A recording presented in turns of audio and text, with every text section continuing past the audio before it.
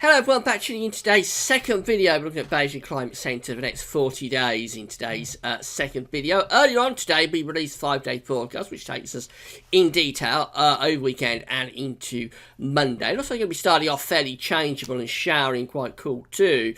But we're probably going to get some warmer, drier weather coming up over weekend and into start of next week. If you want to know more about that, check out the 5-day forecast. So this is Beijing Climate Centre update for the next 40 days.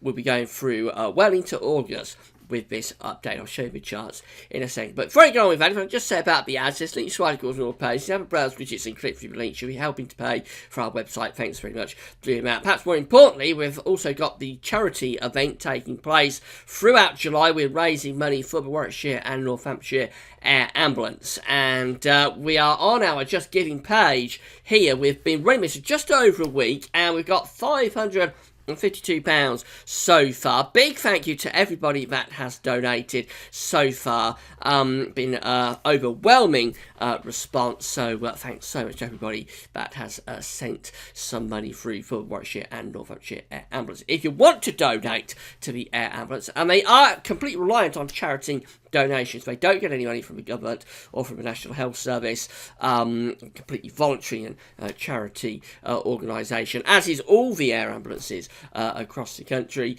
then to donate you can just go to our Just Giving page. I'm on the Just Giving page now, so you can get to that either via the links at YouTube, I'll leave it in the description box, or there's links across gavsweathervids.com, and when you get to our Just Giving page, just click on the yellow button here, which is the donate button. That will take you through to a page where you can donate securely using your card. Alternatively, you can text your donation through, and to do that you just use the code, which is GWVS77, and the amount that you would like to donate, anything from £1 upwards, and you text that to 770. And if you pay as you go, then it will be taken off your balance. If you pay the bill, then it will be added to your bill. And a big thanks to everybody for donating. Don't forget to get the bill payer's permission, of course, if you want to donate that way. Big thanks to everybody that has donated so far.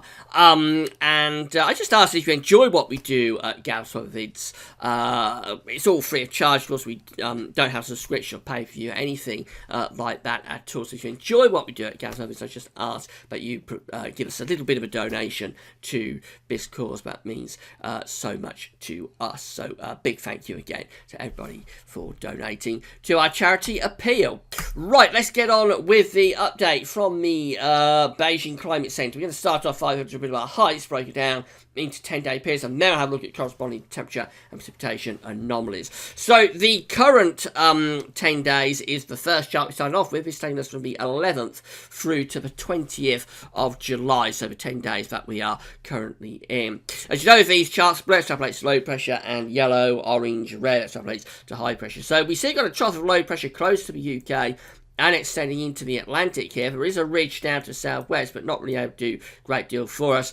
And then there's hints of some above average heights over the Greenland area. The jet stream is coming through. So this looks pretty changeable and quite cool really for the coming 20 days. It's probably transitional though. I think as we're getting towards the middle and latter part of this 10-day period, we probably start seeing more exertion of anticyclonic influences. But nevertheless, as an anomaly for 10 days, it looks quite unsettled.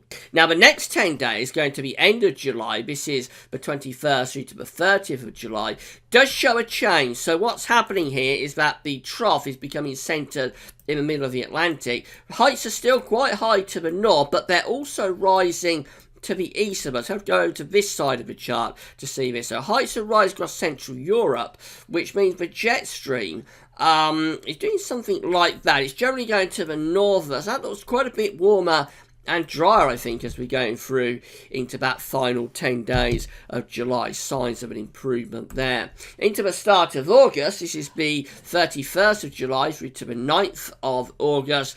And again, We've got above average heights here to the north and almost over the UK. This trough is in the middle of the Atlantic still, but jet stream is probably doing something like that. So again, it does look fairly warm and dry, I think, that. Temperatures could be really quite warm indeed there as we go into the start of August. And this goes on into the final 10-day period. This is as far as we can go, taking us from the 10th through to the 19th of August. And a big change this on what we've had through the summer so far. An area of above average heights is by this time sitting more or less over top of the country and extending into Central Europe as well. But jet stream is still being pushed up to the north because of that.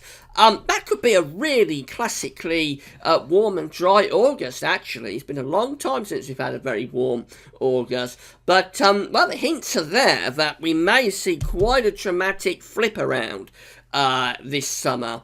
And after a fairly cool and changeable period, it could well be we're going into some really high summer type weather there. If you don't like heat and hot weather, well, it's probably not good news for you, this, because it does look pretty warm and dry if the Bayesian Climate Centre is getting this right. Let's have a look at the temperature anomalies then. The 11th through to the 20th, so the coming 10 days, generally comes out a bit cooler than average across the UK and much of Central Europe as well. So quite a coolish 10 days coming up. But then we go through to the next 10 days. Remember, this is when high pressure, above average heights, building to the north and the east of the country. Look at this, temperature anomalies are going significantly warmer than average. On the scale, we're going up to around 2 degrees above average, which of course in high summer is very warm. The next 10 days also look significantly warmer than average. And then the final 10 days, which takes us into the middle of August, the 10th through to the 19th of August, that one, look at this, looking significantly warmer than average as well. Again, temperature anomalies are somewhere around 2 degrees above average. So that would bring us essentially in temperature somewhere into the upper 17 Celsius mark, maybe into the 18 Celsius mark if that was to come up. Been a long time since we've had an August as warm as that. Precipitation, well, for the coming 10 days, so this is the 11th through 20th of July, days 1 through to 9, looks generally wetter than average, so quite a wet period coming up for the coming 10 days. The next 10 days, perhaps a little bit disappointingly, this is days 10 to 19, and generally this one looking a bit wetter than average as well. Not as wet as the earlier period, but still, nevertheless, temperature anomalies coming out a bit above average, which perhaps is a surprise. And then the next 10 days, so days 21 through 30, this is taken from the 31st of July through to 9th of August, also a bit wetter than average. So there is a bit of a question mark here about what the Bayesian Climate Centre is doing. Although it's trying to raise heights and bring us significantly warmer weather, it's not completely settling things down, and maybe this is quite Thundery type stuff being triggered by the increase in the temperatures. So a bit wetter than average there still for the first 10 days of August. And then finally we get through to the 10th through to the 19th, which is days 31 to 40.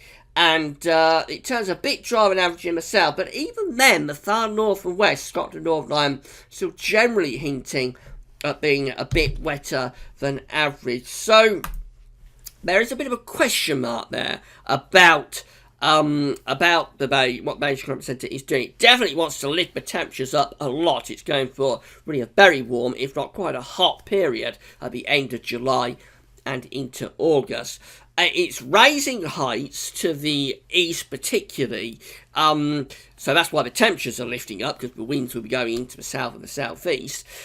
But there is the suggestion that there's quite a bit of precipitation in with this, so I would suspect we've got heights rising to the east through Central Europe and Scandinavia.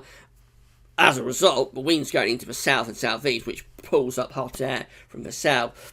But it's unstable. It isn't sort of a really slap bang over top of the country, giving it very dry. It's quite unstable, hot, humid air, which may trigger quite a few thundery outbreaks, and that's probably the reason that the precipitation omens are looking still fairly significantly above average even into August. So we've got cool, unsettled conditions for the coming period, and then much warmer as we go through to the end of July and into August, but not completely settled. Looks like there could be quite a few thundery outbreaks with this increase in the temperature. That's the latest idea from Beijing Climate Centre. Anyway, it's quite a big change on what we've seen so far this summer, so it has to be a bit of a health warning over this. I would suggest it could be that it's going over the top with this signal. We'll have a look next week and see what it's showing. It'll be very interesting, I think, to see what it's showing next week, whether it's carrying on with this idea. And of course, on Friday, we'll have a look at the JMA and the CFSV2 for the coming month as well. So we'll see whether there's any support for this warmer, thundery, perhaps, August that Beijing Climate Centre is predicting. But pretty quite interesting. If you like convection, this summer could be about to get a lot more interesting. Right, that's all for now. Don't forget to check out 5-Day Forecast if you haven't already done so, and don't forget to donate to the Air Ambulance if you haven't done that yet either. And that's all for now. Thanks for watching.